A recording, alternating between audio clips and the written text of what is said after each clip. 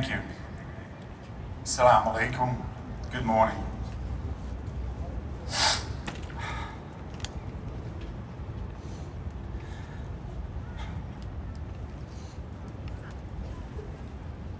Ladies and gentlemen, friends, survivors, family members, and all those gathered in the spirits of remembrance. I was only 14 years old when war came to my village of Sjećanja near Kotor Varoš in northern Bosnia and Herzegovina. Before the war, we lived peacefully. Bosniaks, Croats, and Serbs, neighbors, friends, and schoolmates. We played soccer and basketball together. We shared meals, celebrated holidays, even wore each other shorts and shoes. I remember those days with warmth because they were real. That was our life before hatred was allowed to speak louder than humanity. But on the second night of our Muslim holiday, Eid al-Adha, in June 1992, that peaceful life ended. Our village was shelled by Serbs police from Banja Luka in coordination with local Serb forces and VRS troops. The town of Kotor Varoš quickly fell. Our homes were attacked. My family and I ran for our lives like so many others. We became hunted. Not because we had done anything wrong, but because who we were. We spent months moving through forest, enemy territory, searching for safety, searching for mercy. Anyone who tried to help us was interrogated and detained by Serb soldiers. Eventually, a large group of us, tired and broken from hiding, decided to return to Sjećanja, only to find it in ashes, homes destroyed, the elderly murdered, our dog was shot, and everything we had gone. We were told to leave again by a Serb soldier, this time for Sjećanja, another village under siege. But Sjećanja could only hold on for so long. The last stronghold fell. And then came the journey that changed my life forever. Fearing for my safety, my father took me with him and a group of 700 others, mostly men, some women and children, as we tried to flee through the woods towards safe territory of Travnik. At night, in silence, we moved through the dangerous terrain, believing that maybe freedom was near. But we were ambushed. Roughly 200 of us captured, including my father, uncle, cousin, relatives, and me. We were taken to school in the village of Grabovici, ordered to lie down in rows on the muddy ground, 3 deep like sardines. I was face down between my father and an uncle. Serb soldiers celebrated around us, drunk on power, firing bullets over our heads, agonizing us, picking people at random to beat or kill. My father was pulled from the group, accused of stealing Serb soldiers' boots. I heard every punch, every groan that he made while beaten by Serb soldiers. And yet somehow he came back.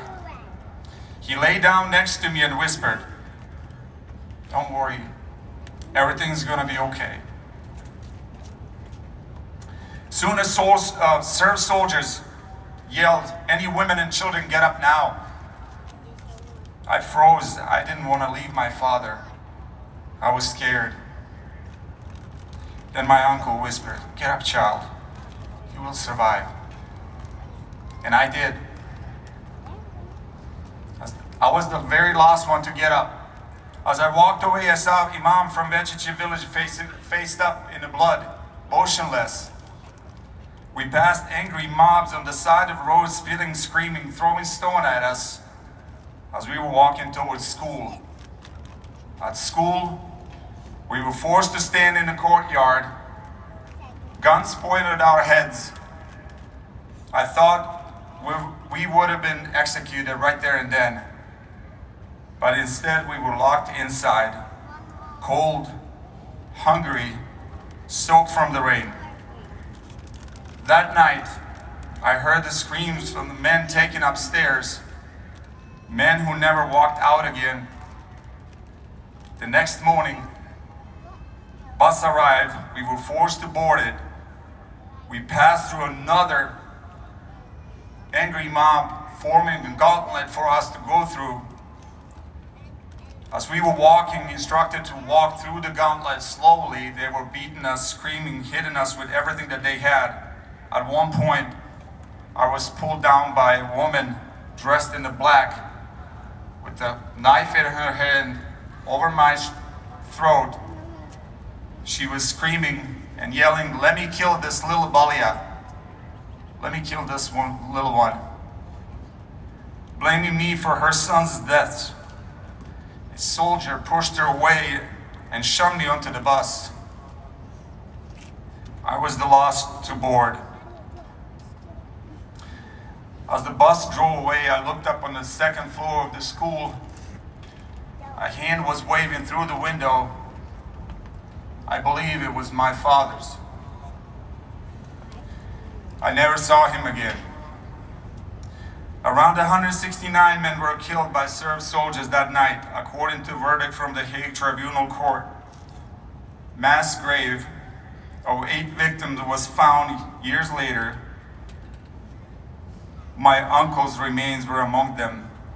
Others, like my father, cousin, and relatives, are still missing to this day. It has been 33 years, and still the pain of loss and injustice remains.